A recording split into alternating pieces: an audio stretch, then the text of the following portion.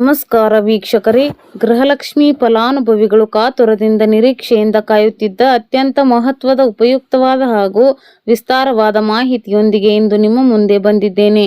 ಕರ್ನಾಟಕ ರಾಜ್ಯ ಸರ್ಕಾರವು ಜಾರಿಗೆ ತಂದಿರುವ ಪಂಚ ಗ್ಯಾರಂಟಿ ಯೋಜನೆಗಳಲ್ಲಿ ಅತ್ಯಂತ ಜನಪ್ರಿಯವಾದ ಮತ್ತು ರಾಜ್ಯದ ಪ್ರತಿಯೊಂದು ಬಡ ಹಾಗೂ ಮಧ್ಯಮ ವರ್ಗದ ಕುಟುಂಬದ ಬದುಕಿಗೆ ನೇರವಾಗಿ ಆಸರೆಯಾಗಿರುವ ಯೋಜನೆ ಎಂದರೆ ಅದು ಗೃಹಲಕ್ಷ್ಮಿ ಯೋಜನೆ.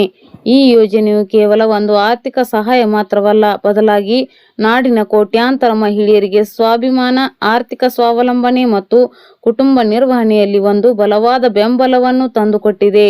ಗ್ರಾಮೀಣ ಮತ್ತು ನಗರ ಪ್ರದೇಶಗಳ ತಾಯಂದಿರಿಗೆ ಮನೆಯ ಸಣ್ಣ ಪುಟ್ಟ ಖರ್ಚುಗಳು, ದಿನಸಿ ಸಾಮಗ್ರಿಗಳ ಖರೀದಿ, ಮಕ್ಕಳ ಶಾಲಾ ಕಾಲೇಜುಗಳ ಶುಲ್ಕ, ವೃದ್ಧರ ಮತ್ತು ಕುಟುಂಬದ ಸದಸ್ಯರ ಔಷಧಿ ವೆಚ್ಚಗಳು ಹಾಗೂ ಹಬ್ಬ ಹರಿದಿನಗಳ ಖರ್ಚುಗಳನ್ನು ಗೌರವಯುತವಾಗಿ ನಿಭಾಯಿಸಲು ಈ 2,000 ರೂಪಾಯಿ ನೆರವು ದೊಡ್ಡ ಮಟ್ಟದ ಧೈರ್ಯವನ್ನು ನೀಡಿದೆ. ಆದರೆ ಕಳೆದ ಕೆಲವು ತಿಂಗಳುಗಳಿಂದ ಗೃಹಲಕ್ಷ್ಮಿ ಯೋಜನೆಯ ಹಣ ಬಿಡುಗಡೆ ಪ್ರಕ್ರಿಯೆಯಲ್ಲಿ ಉಂಟಾದ ವಿಳಂಬದಿಂದಾಗಿ ರಾಜ್ಯಾದ್ಯಂತ ಫಲಾನುಭವಿಗಳಲ್ಲಿ ಅನೇಕ ರೀತಿಯ ಅನುಮಾನಗಳು, ಪ್ರಶ್ನೆಗಳು ಮತ್ತು ಗೊಂದಲಗಳು ಹುಟ್ಟಿಕೊಂಡಿದ್ದವು. ಸತತವಾಗಿ 4 ರಿಂದ 5 ಕಂತುಗಳ ಹಣ ಬಾಕಿ ಉಳಿದುಕೊಂಡಿದ್ದ ಸಂದರ್ಭದಲ್ಲಿ ಯೋಜನೆ ಮುಂದುವರಿಯುತ್ತದೆಯೋ ಅಥವಾ ಸ್ಥಗಿತಗೊಳ್ಳುತ್ತದೆಯೋ ಎಂಬ ತೀವ್ರ ಆತಂಕ ತಾಯಂದಿರ ಮನಸ್ಸಿನಲ್ಲಿ ಮೂಡಿತ್ತು. ಇದಕ್ಕೆ ಮುಖ್ಯ ಕಾರಣವೆಂದರೆ ಸರ್ಕಾರವು ಈ ಯೋಜನೆಯಲ್ಲಿ ಯಾವುದೇ ರೀತಿಯ ಅಕ್ರಮಗಳು ನಡೆಯದಂತೆ ತಡೆಯಲು ತೆರಿಗೆ ಪಾವತಿದಾರರು ಮತ್ತು ಅನರ್ಹ ಫಲಾನುಭವಿಗಳನ್ನು ಗುರುತಿಸಿ ರದ್ದುಪಡಿಸಲು ಮತ್ತು ಕೇವಲ ನೈಜ ಅರ್ಹರಿಗೆ ಮಾತ್ರ ಸರ್ಕಾರದ ಸೌಲಭ್ಯ ತಲುಪುವಂತೆ ಮಾಡಲು ಇಡೀ ರಾಜ್ಯಾದ್ಯಂತ ದೊಡ್ಡ ಮಟ್ಟದ ದಾಖಲೆಗಳ ಪರಿಷ್ಕರಣೆ, ಇ-KYC ಪರಿಶೀಲನೆ, ಬಯೋಮೆಟ್ರಿಕ್ ದೃಢೀಕರಣ ಮತ್ತು ಆದಾಯ ತೆರಿಗೆ ಪರಿಶೀಲನಾ ಕಾರ್ಯವನ್ನು ಕೈಗೊಂಡಿತ್ತು. ಆ ಎಲ್ಲ ತಾಂತ್ರಿಕ ಮತ್ತು ಆಡಳಿತಾತ್ಮಕ ಪ್ರಕ್ರಿಯೆಗಳು ಯಶಸ್ವಿಯಾಗಿ ಪೂರ್ಣಗೊಂಡ ನಂತರ ಸರ್ಕಾರವು ಹಂತ ಹಂತವಾಗಿ ಬಾಕಿ ಹಣವನ್ನು ಬಿಡುಗಡೆ ಮಾಡಲು ಆರಂಭಿಸಿದೆ. ಮೊದಲಿಗೆ 31ನೇ ಕಂತಿನ ಹಣ ಅಂದರೆ ಏಪ್ರಿಲ್ ತಿಂಗಳ ಬಾಕಿ ಹಣವನ್ನು ಅರ್ಹ ಫಲಾನುಭವಿಗಳ ಖಾತೆಗೆ ಯಶಸ್ವಿಯಾಗಿ ವರ್ಗಾವಣೆ ಮಾಡಲಾಯಿತು. ತದನಂತರ ಕೇವಲ 15-20 ದಿನಗಳ ಅಲ್ಪಾವಧಿಯಲ್ಲೇ 32ನೇ ಕಂತಿನ ಮೇ ತಿಂಗಳ 2,000 ರೂಪಾಯಿ ಹಣವನ್ನು ಕೂಡ ಬಿಡುಗಡೆ ಮಾಡಲಾಯಿತು. ಹೀಗಾಗಿ ಬಹುತೇಕ ಫಲಾನುಭವಿಗಳಿಗೆ ಒಟ್ಟು 4,000 ರೂಪಾಯಿ ಹಣ ಅವರ ಖಾತೆಗಳಿಗೆ ತಲುಪಿತು. ಈ 32ನೇ ಕಂತಿನ ಹಣ ರಾಜ್ಯಾದ್ಯಂತ ಬಹುತೇಕ ಎಲ್ಲ ಅರ್ಹ ಫಲಾನುಭವಿಗಳಿಗೆ ತಲುಪಿದ ಬೆನ್ನಲ್ಲೇ ಇದೀಗ ಜೂನ್ ತಿಂಗಳ 33ನೇ ಕಂತಿನ 2,000 ರೂಪಾಯಿ ಹಣವನ್ನು ಫಲಾನುಭವಿಗಳ ಬ್ಯಾಂಕ್ ಖಾತೆಗೆ ಬಿಡುಗಡೆ ಮಾಡುವ ಮಹತ್ವದ ಪ್ರಕ್ರಿಯೆಗೆ ಅಧಿಕೃತವಾಗಿ ಚಾಲನೆ ನೀಡಲಾಗಿದೆ. ಬಂಗಾಳ ಕೊಲ್ಲಿಯಲ್ಲಿ ವಾಯುಭಾರ ಕುಸಿತ ಪ್ರಭಾವ. ಈ ವಾರ ಈ ಭಾಗಗಳಲ್ಲಿ ಭಾರೀ ಮಳೆ. IMD ಉಡುಪಿ, ದಕ್ಷಿಣ ಕನ್ನಡ, ಉತ್ತರ ಕನ್ನಡ ಜಿಲ್ಲೆಗೆ ಹವಾಮಾನ ಇಲಾಖೆ ಯೆಲ್ಲೋ ಅಲರ್ಟ್ ಘೋಷಣೆ ಮಾಡಿದೆ. ಸಿಲಿಕಾನ್ ಸಿಟಿ ಬೆಂಗಳೂರಿನಲ್ಲಿ ಮಳೆಯ ಸಿಂಚನ.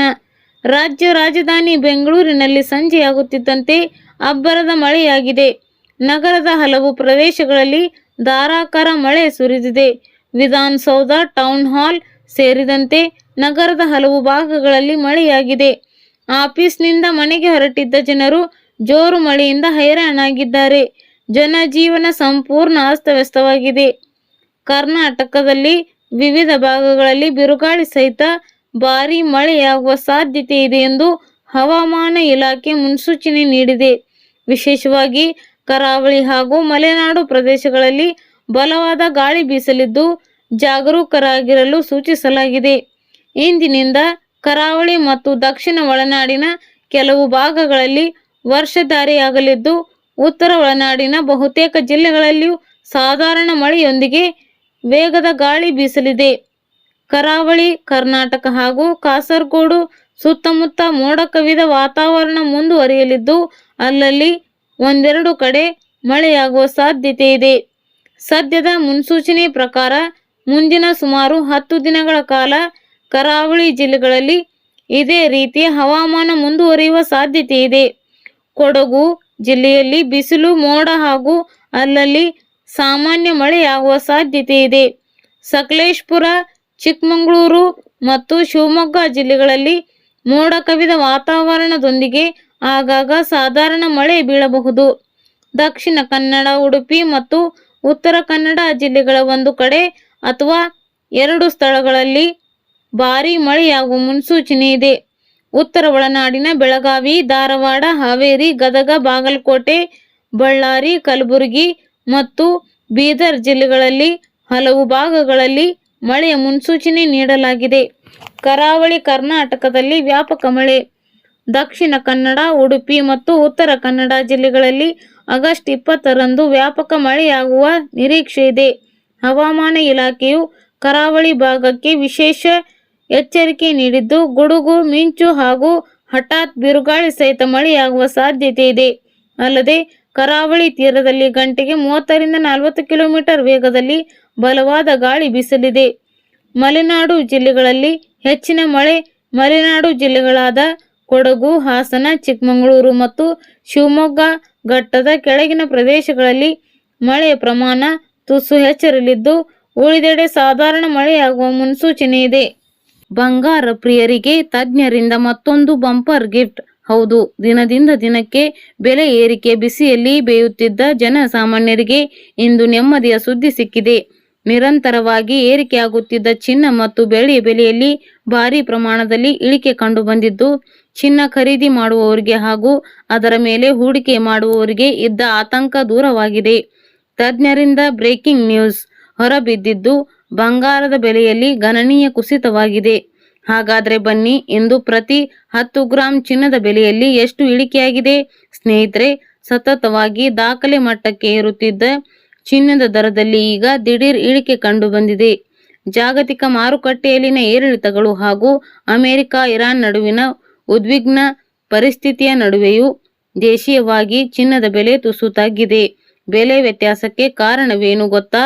ಬುಲಿಯನ್ ಮಾರುಕಟ್ಟೆಯ ತಜ್ಞರ ಪ್ರಕಾರ ಅಂತಾರಾಷ್ಟ್ರೀಯ ಮಟ್ಟದಲ್ಲಿ ನಡೆಯುತ್ತಿರುವ ಸಂಘರ್ಷದ ಸನ್ನಿವೇಶಗಳು ಮತ್ತು ಆರ್ಥಿಕ ಬದಲಾವಣೆಗಳು ಚಿನ್ನದ ದರದ ಮೇಲೆ ನೇರ ಪರಿಣಾಮ ಬೀರುತ್ತಿವೆ.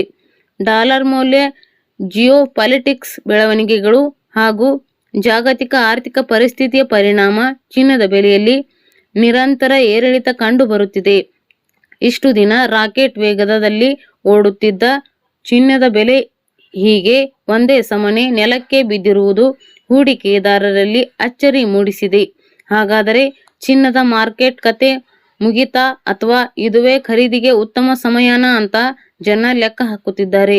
ವಾಸ್ತವವಾಗಿ ಬಿಗಿಯಾದ ಆರ್ಥಿಕ ನೀತಿ ಮತ್ತು ಷೇರುಪೇಟೆಯ ಕುಸಿತದಿಂದಾಗಿ ದೊಡ್ಡ ಹೂಡಿಕೆದಾರರು ನಗದು ಉಳಿಸಿಕೊಳ್ಳಲು ಚಿನ್ನ ಮತ್ತು ಬೆಳ್ಳಿಯನ್ನು ಮಾರಾಟ ಮಾಡಿದ್ದೇ ಈ ಕುಸಿತಕ್ಕೆ ಪ್ರಮುಖ ಕಾರಣ. ಮಾರುಕಟ್ಟೆಯ ತಜ್ಞರ ಪ್ರಕಾರ ಬೆಲೆ ಬಿದ್ದ ತಕ್ಷಣ ಚಿನ್ನದ ಕ್ರೇಜ್ ಮುಗಿಯಿತು ಅಂದುಕೊಳ್ಳುವುದು ತಪ್ಪು. ಇದು ಆರ್ಥಿಕ ಏರುಪೇರುಗಳಿಂದಾಗಿ ಆಗಿರುವ ತಾತ್ಕಾಲಿಕ ಬದಲಾವಣೆಯಷ್ಟೇ. ಹಣದುಬ್ಬರದ ಸಮಯದಲ್ಲಿ ಚಿನ್ನವೇ ಎಂದಿಗೂ ಸುರಕ್ಷಿತ ಹೂಡಿಕೆ. ದೀರ್ಘಾವಧಿಯ ಲಾಭವನ್ನು ನೋಡುವ ಹೂಡಿಕೆದಾರರಿಗೆ ಹಾಗೂ ಮದುವೆ ಸಮಾರಂಭಗಳಿಗಾಗಿ ಆಭರಣ ಖರೀದಿಸುವ ಗ್ರಾಹಕರಿಗೆ ಇದುವೇ ಸುವರ್ಣಾವಕಾಶ. ಬನ್ನಿ, ಇಂದಿನ ಚಿನ್ನ ಮತ್ತು ಬೆಳ್ಳಿಯ ನಿಖರ ಬೆಲೆ ವಿವರಗಳನ್ನು ನೋಡೋಣ. ಭಾರತೀಯ ಮಾರುಕಟ್ಟೆಯಲ್ಲಿ ನಿರಂತರ ಕುಸಿತ ಕಾಣುತ್ತಿರುವ 22 ಕ್ಯಾರೆಟ್ ಆಭರಣ ಚಿನ್ನದ ಬೆಲೆಯಲ್ಲಿ ಇಂದು ಪ್ರತಿ 1 ಗ್ರಾಂಗೆ ಸುಮಾರು 70 ರೂಪಾಯಿನಷ್ಟು ಇಳಿಕೆಯಾಗಿದೆ. ಅಂದರೆ 10 ಗ್ರಾಂ ಚಿನ್ನಕ್ಕೆ ಬರೋಬ್ಬರಿ 700 ರೂಪಾಯಿ ಕಡಿಮೆಯಾಗಿದೆ. ಅಂದರೆ 10 ಗ್ರಾಂ ಒಡವೆ ಚಿನ್ನಕ್ಕೆ 1,42,900 ರೂಪಾಯಿಯಾಗಿದೆ. 1 ಗ್ರಾಂ ಒಡವೆ ಚಿನ್ನದ ಬೆಲೆ 14,290 ರೂಪಾಯಿಗೆ ಬಂದು ನಿಂತಿದೆ. ಇನ್ನು 24 ಕ್ಯಾರೆಟ್ ಶುದ್ಧ ಚಿನ್ನದ ಬೆಲೆಯನ್ನು ನೋಡೋದಾದರೆ ಪ್ರತಿ 10 ಗ್ರಾಂಗೆ ಸುಮಾರು 770 ರೂಪಾಯಿನಷ್ಟು ಇಳಿಕೆಯಾಗಿದೆ. ಅಂದರೆ 10 ಗ್ರಾಂ 24 ಕ್ಯಾರೆಟ್ ಶುದ್ಧ ಚಿನ್ನದ ಬೆಲೆ 1,55,890 ರೂಪಾಯಿಯಾಗಿದೆ. ಅದೇ ರೀತಿ 1 ಗ್ರಾಂ 24 ಕ್ಯಾರೆಟ್ ಚಿನ್ನದ ಬೆಲೆ 15,589 ರೂಪಾಯಿ ತಲುಪಿದೆ. ಕಳೆದ 4-5 ದಿನಗಳಿಂದ ಬರೋಬ್ಬರಿ 2,000 ರೂಪಾಯಿಗೂ ಅಧಿಕ ಇಳಿಕೆಯಾಗಿದ್ದು, ಚಿನ್ನಾಭರಣ ಖರೀದಿಗೆ ಕಾಯುತ್ತಿದ್ದ ಗ್ರಾಹಕರಿಗೆ ಇದೊಂದು ಭರ್ಜರಿ ಲಾಭದ ಸಮಯ.